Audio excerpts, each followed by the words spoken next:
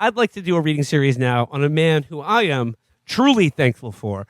The antithesis to the turkeys we just talked about now. A man of genuine genius, vision, who we've spoken about before, by all rights should be and will be North America's Napoleon Bonaparte. That's right. I'm talking about James motherfucking Cameron.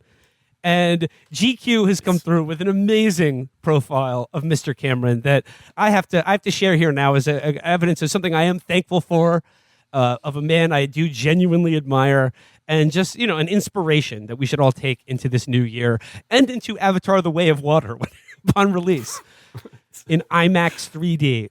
But this is a GQ profile of James Cameron. It just came out the other day, and I'm just going to read a little bit from it. After James Cameron's Avatar came out in 2009 and made $2.7 billion, the director found the deepest point that exists in all of Earth's oceans, and in time, he dove to it. When Cameron reached the bottom of the Mariana Trench, a couple hundred miles off the southwest coast of Guam in March 2012, he became the first person in history to descend the 6.8-mile distance solo, and only one of a few people to ever go that deep. Since then, others have followed, most prominently a private equity titan and former Naval Reserve intelligence officer turned explorer named Victor Vescovo. But Cameron is adamant that none have surpassed him. Vescovo, Cameron told me, claimed he went deeper, but you can't. So basically, he's just making shit up. And what I love about this article is that going through it, you really do get the sense that, James Cameron is everything Elon Musk, caps about being. Yep. He is generally a guy who has mastered every aspect of the filmmaking process and pushes himself and genuinely pushes his creative vision and brings humanity along with him. Is that if the light of consciousness will be preserved in the stars, it's going to be James fucking Cameron that does it, not this fucking idiotic reply guy and his fake companies. Yeah. I think the word visionary is there's a lot of words that have been treated really bad over the last, half a decade. That one, getting that applied to seeing Musk described as a visionary to me when he seems just pathologically incurious and boring. Cameron as a visionary, it's so legitimately a visionary that I don't understand where he gets his shit. There was a bit from this was from an old interview where it wasn't aliens. It was something that maybe it was The Abyss, where he was I was taking Molly and listening to Sting's Fields of Gold, and then it just came to me and stuff. And it's the whole process is so fucking borked and weird and distinctively him that I was yeah, I guess that's where you would get your ideas. But I can't say that that's wrong. He's always fucking right. I think Matt posted, I don't know if you've said this on the show or if you posted it about him. I'm but you were just he sees further than you, which he does. That's you have to just accept that. Right. So tip your cap. That's I don't need to understand the process that created Avatar. It seemed pretty silly to me personally, but I'm a fucking idiot. And he's James Cameron. So my opinion should not be valid there. Well, this article does talk about his vision board that's in his head. Writes here, Cameron has a rich dream life to this day. He told me, I have my own private streaming service that's better than any of that shit out there. And it runs every night for free. Hell yeah.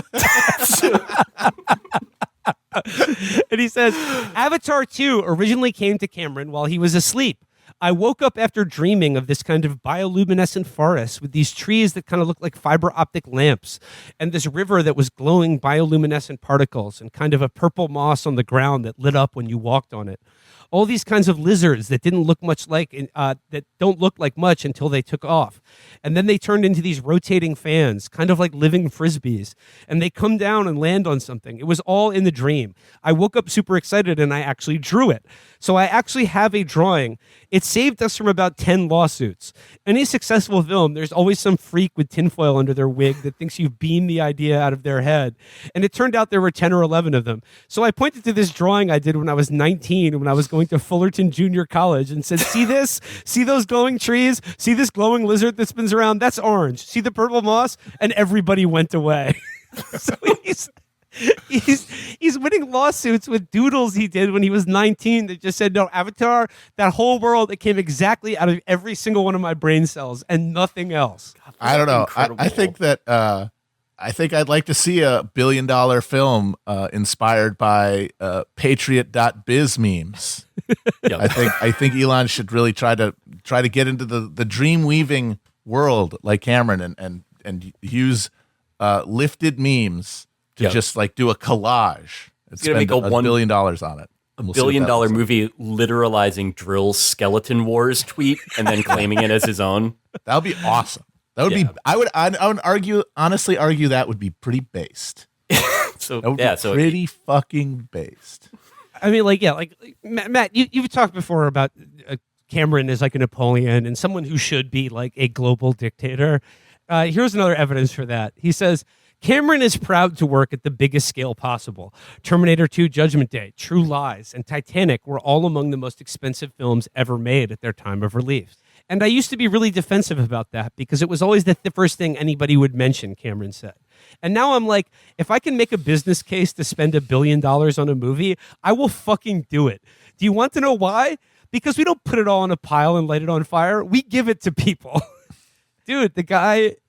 If there's anyone who should be given $1 billion to like pursue a project of just whatever is on his mind, it's fucking James Cameron. Yeah. I mean, like Tesla just rolled out their new like self-driving AI this morning, and it caused like a 6-car pileup on the Bay Bridge that backed up traffic for like 6 months now. They're going to be clearing that shit out.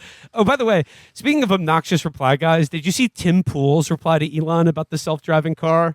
He was like, fantastic. Wonderful car, sir. I'm a little concerned by the fact that it keeps braking randomly on the highway. There's so many of those, but it's still very good. Yeah, it's excellent. That's such the like Tesla owner. Like they have to just sort of like preemptively like prostrate themselves before they're like, sir, like I can't tell you what an honor it is to be driving this car. However, I am trapped in it right now. It is on fire and extremely hot. Please release the locks.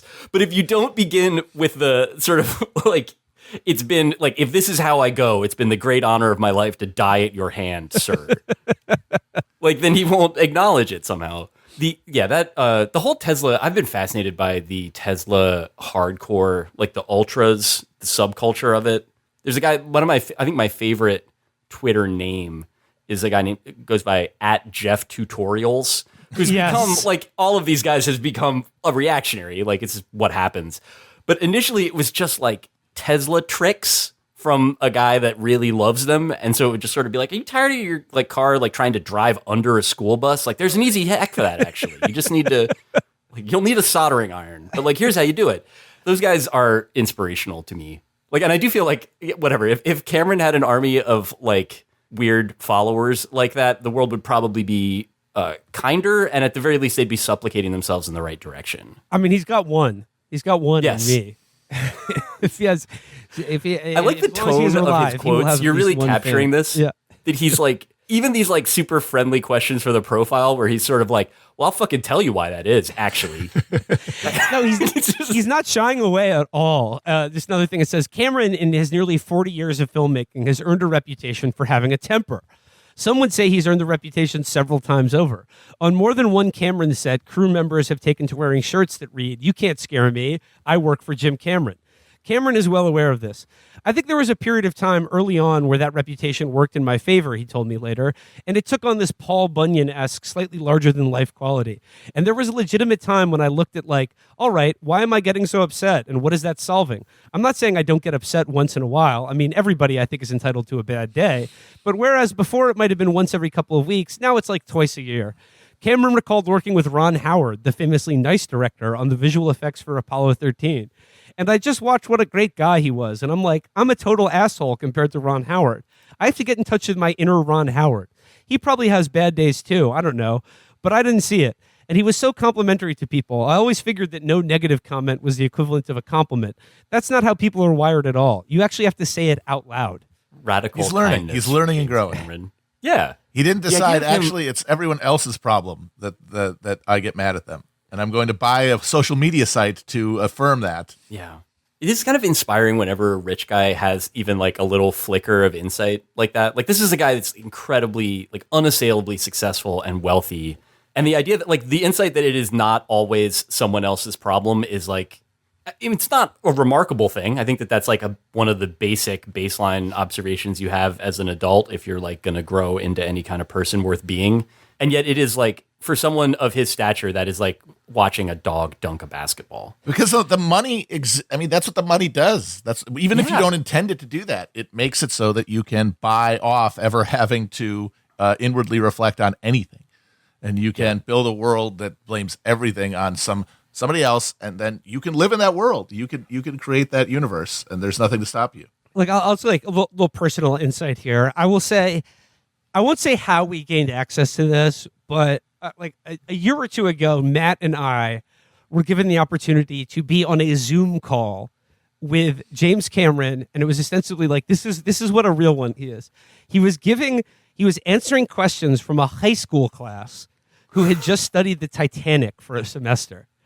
And he took like an hour out of his after, an hour from his like Avatar compound in New Zealand to just like fully engage earnestly and just very impressed by these teenagers, and had given him like the full measure of himself to just answer questions about the Titanic.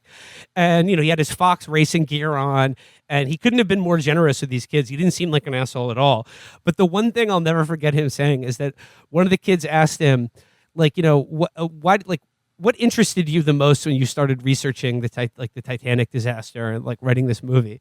And then like the perfect James Cameron reply, he said, well, initially the forensics. But after I really started studying it and the people involved in it, it was really just about like the people and their emotions.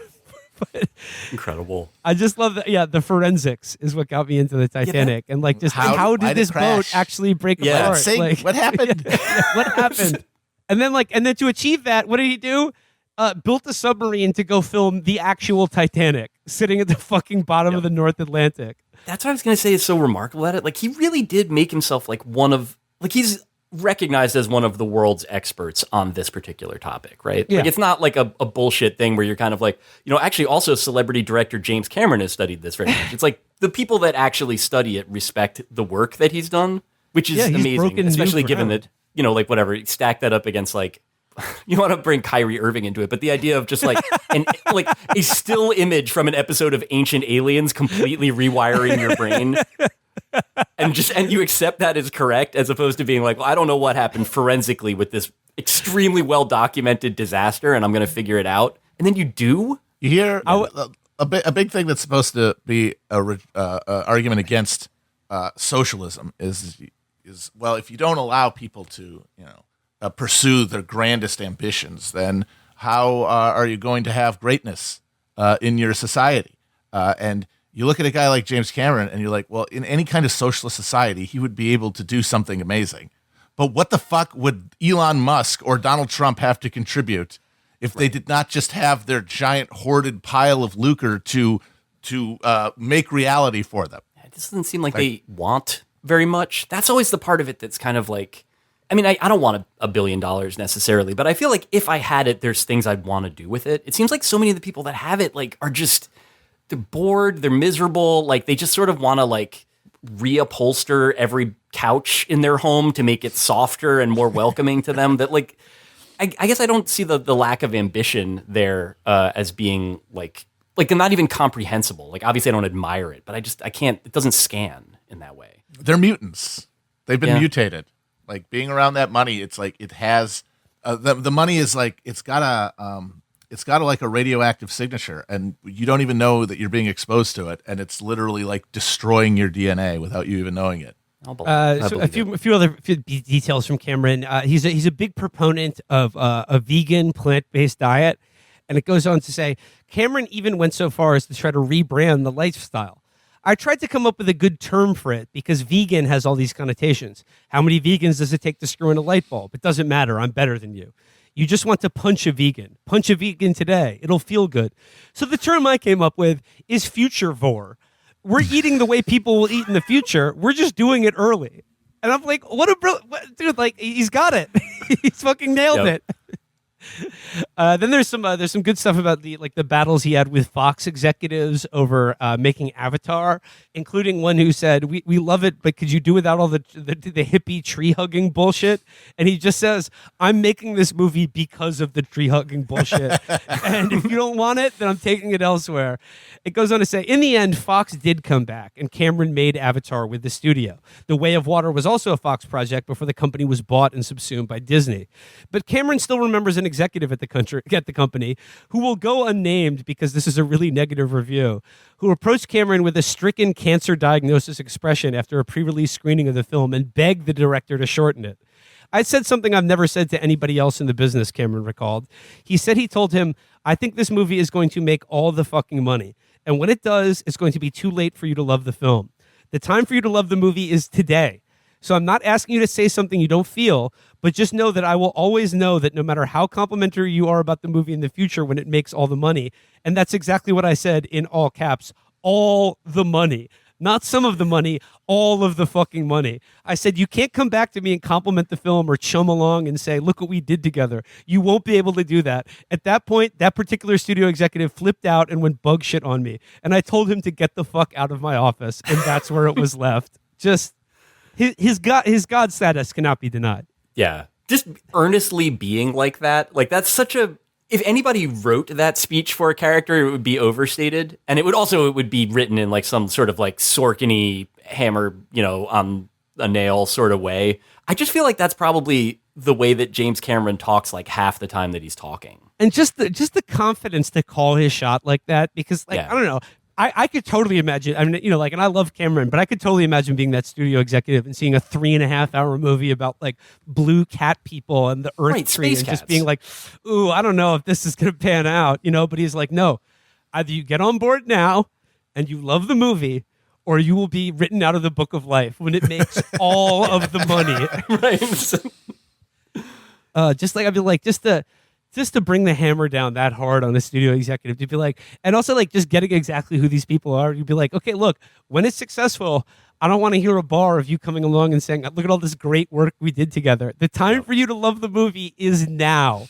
And you must love the movie without a second's worth of difference between what you just saw and what will be in the theater. It's pretty devastating because I think he knows, certainly from this point in his career, that like that guy is going to have to come back to him and be like, Jim, baby, like really looking forward to giving you somehow more money to make the next version of the fucking Space Cats movie, and it's all underwater this time. Like, he has to come back. He knows. And so, like, taking advantage of that leverage in the moment before you've released your 3.5-hour Space Cat environmental opus is like, to describe it as a flex does not begin, I think, to really cover it. So, like, the last part of the article talks about, basically, he had, after he made Avatar and went to the deepest part of the ocean for the first human being ever to do that, he had an ambition to make a documentary in space that would require him being on the International Space Station. And it just says here, Cameron thought about it. He said to himself, maybe everything I've been doing over the last few years leads to this exact moment where the administrator of NASA is willing to make a solid deal to fly me to space on the space shuttle. But he looked in his heart and decided no. He would only go to space on his own terms. I've said, I've got to say no. I want to stick to my plan, even if it can't happen, even if it ultimately gets derailed. First of all, there was a long pause, and Dan looks over me and he says, now, I know you're serious. I said, damn right I'm serious. Golden let him in line to go to the ISS. Cameron went to Houston and started training. He began mapping out the logistics of his shoot. And they were going to fly me, Cameron told me. And then the Columbia was lost. February 1st, 2003, the space shuttle Columbia disintegrates on reentry, taking with it 7 souls. Cameron went to their memorial service, but he never got to go to space. I guess this was after Titanic. He wanted to make a movie in space. And he goes, I asked what level of regret he had about this, the fact that he never went. 0, he said. Different life. The stuff I did instead was equally cool. Yeah, it would have been great. And I think if I really put my mind to it, I could have manifested that a few years later with a better camera system and an even better plan. But see, by then I was into Avatar, and that was a whole other level of cool. So he can't be stopped. He can't be stopped. I'd found something cooler than going to space. Fucking hey, man. Good for you. I'm going to give thousands of people acute schizophrenia by immersing them in a world that they don't want to leave. So yeah, I guess this is where I want to leave it today. It's James Cameron is everything people imagine Elon Musk to be, and I am to James Cameron what all of his reply guys are to him. Yes, you got to serve somebody, for God's sake. Yeah. But make it somebody who's worth it. You're not going to be trapped inside of a burning 4-hour space action movie and have to apologize for being trapped in it before he'll let you out. Yes. The theater will not spontaneously explode when you go to see the Weight of Water. That's the James Cameron promise. And like Elon has a fake engineering degree that he lied about. And it's very clear does not know how to code at all. Doesn't even understand what code is. He thinks code is just like the matrix, right? When you just see like numbers just like flickering on a computer screen.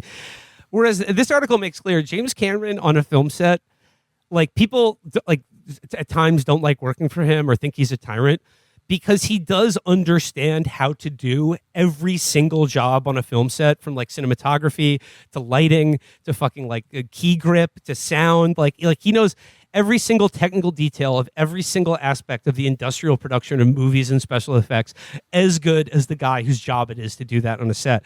And as a director, he says, like a lot of times as a director, you can just sort of sit there and be like, okay, like here's the vision, do that, do this, yes, no. But he really can run every single thing himself on a film set. Which is probably a pretty scary workplace to be in that sense, because I feel like so much of any workplace is being able to get away with the fact that either your boss doesn't know exactly what you do or doesn't care very much about it. And so is going to give you like, either way, you get like some leeway.